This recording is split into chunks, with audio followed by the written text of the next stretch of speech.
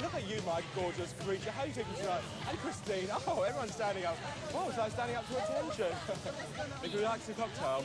Because the dandies loved to be famous for being famous, social exclusivity was all. They set up clubs where they could meet, parade, and exchange ideas. Yeah, oh no. Look at your beautiful tent almost on display here. It's outrageous. The bathing costume's forcibly incongruous. I love that look. I think it's fantastic. That extraordinary group called the Macaroni in the 1770s had a club called the Pantheon in Oxford Street, where it was said the nobility met the mobility. There, the dress code was extremely rigid. You had to wear exactly the correct floral waistcoat. You had to have your hair dressed in a splendid 3-foot-high powdered bob wig. Inside the clubs, behaviour could be very louche. In the dandies' most favourite haunts, hard drinking was the rule. And at the Pantheon, the behaviour certainly matched the extravagance of the dress. Most people are so dressed up. There's not really so much of picking up and sort of sex and stuff like that, because people are a bit confused about the way you look, the way your sort of like preferences are.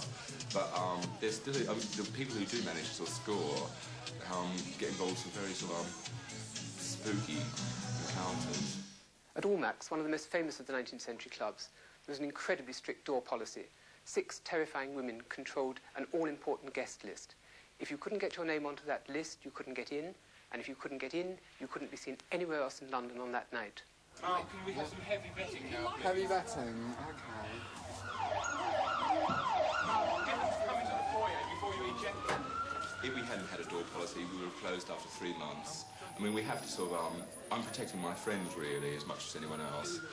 We don't want, any old person to be able to come down. I mean, hopefully any old person doesn't know about it, and that's the trouble with now, because after a year, a lot of old people do know about it. So it's a bit tricky. So we had to have that sort of strict vetting policy right from the beginning, just to maintain the club's sort of vitality. Mark the doorman does most of the picking and choosing. He's a keen animal rights activist, which is why nobody in furs gets more than a sniff of taboo. You're disgusting and you're not coming in. Please go on. Well, just go away anyway. You're offending my sensibilities. Disgusting. Is there anything else apart from the fur that you look at? No, there's not. No particular. Anybody looks particularly aggressive and unpleasant, they can't come in. And anybody that wears clothes from Debenhams can't come in. Stop him for a minute. Does that mean people who really, really try and get in are not the kind No, of if I people see somebody who's tried really hard and I think they're really disgusting, I'll turn them away. Will you? Yeah. I mean, I have to ask you this. Do you think I'd make it if I wasn't here with... Of course, because you're so good looking. Mind you, there is another commodity which always guarantees entry. Fame. Hi, and this is David who works Oh, here. Thank you. Hi. Hi, you're famous, aren't you? Hi, what a big thing you wear. EastEnders, come in, come in. Hi, I've got a friend. This is I'll Saeed come from in the front. EastEnders, yeah. Hello, and this is, who are you? I'm It is. What's your real name? I'm getting in touch with that. Apart from being a designer and club host, Leigh is keen to develop his talents as a performer. For a start, he's making an appearance in a film being made by his friend, the director John Maybury. Is it your gun holster? It's my camera. John's films are mainly visual. There's not much sort of talking or they're not really narrative or anything. So he just asked me to be one of the visual aspects of it. The union jacking up is still very much a work in progress, but Maybury hopes that Leigh will give its experimentalism a comic as well as a bizarre flavour. It's sort of about London and the way things are in London at the moment. Just with a very specific group of people, which I suppose are friends of mine mostly. And they're involved in lots of different things, kind of music, art, and some fashion, which is where Leigh and people like that come in. And just the way they just how they live in London, how they cope with how London is, I suppose. Well, the first one says, well, you don't know much, so our boy says... Oh, now is that? Yeah. One of his many talents is that he's a very gifted comedian. Boy, the first one says, well, you don't know much. So our boy says... What's it to ya?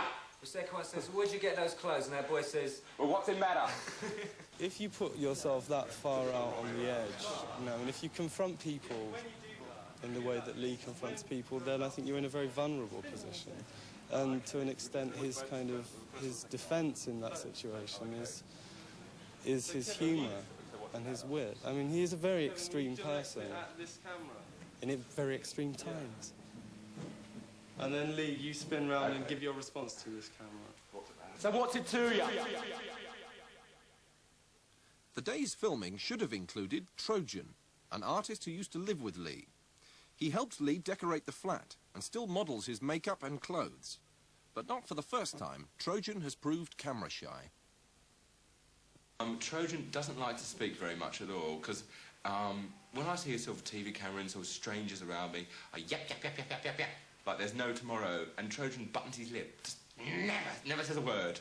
And sometimes he thinks that maybe outsiders may perceive him as a moron. But then again, he did live with me for a while, and that, oddly enough, people who live with me usually have a lot of problems afterwards. They try to either disengage themselves from me, or, in a few cases, they've committed suicide. Trojan wasn't tempted to go that far when he lived with Leigh. But in the cause of art, as well as fashion, he was prepared to lop off an ear in emulation of Van Gogh. Oh, I'm getting a very vivid recollection now. I can see it right now. There he was, leaning over the basin. There was blood pouring here. Because oddly enough, Hugh, there's a vein here which is sort of a major artery, and he'd snipped through that, but he hadn't got the whole ear off. So now, I wonder if you've noticed, there's sort of a dangly. He's got a very huge lobe. Despite his persistent earache, Trojan's work has received a lot of attention, both here and overseas. Its subject matter has been much influenced by the lifestyle he and Leigh share. Trojan said that they were about, what did he say? Fights and fucks in nightclubs. And I think that's basically where he gets his inspiration from, that very sort of raw, very essential sort of thing.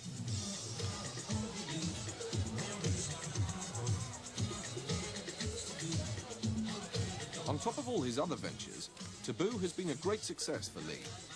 It's provided a showcase for his extraordinary designs and an indispensable haunt for his friends. However, it's probably lost a little of its early exclusive edge. Too many magazine articles, too many film crews, too many people like me have latched onto it. Most people would have been delighted by all this attention, but not Leigh. It's the wrong kind for him, and it cramps his style. So if you turn up at Taboo in the near future, don't be surprised if you find that Leigh has moved on elsewhere. So we're sitting here tonight, and look who's over there. Hi, come closer, come closer. The idea arose, particularly in France in the 19th century, that the dandy could be an artist. The dandy was a fit companion for other artists, but his creation was himself, his own image. And that brings us, of course, to Beau Brummell's famous dictum for all aspiring dandies. Go, create your effect, and leave.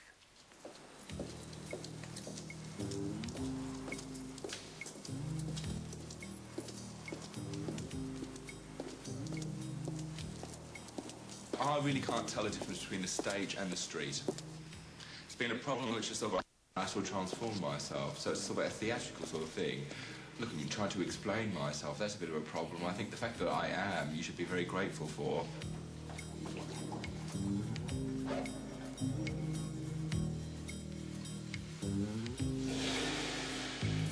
Candy came from out on the island. In the back room, she was everybody's darling. But she never lost her head. Even when she went to bed, she says, hey, babe, take a walk on the wire.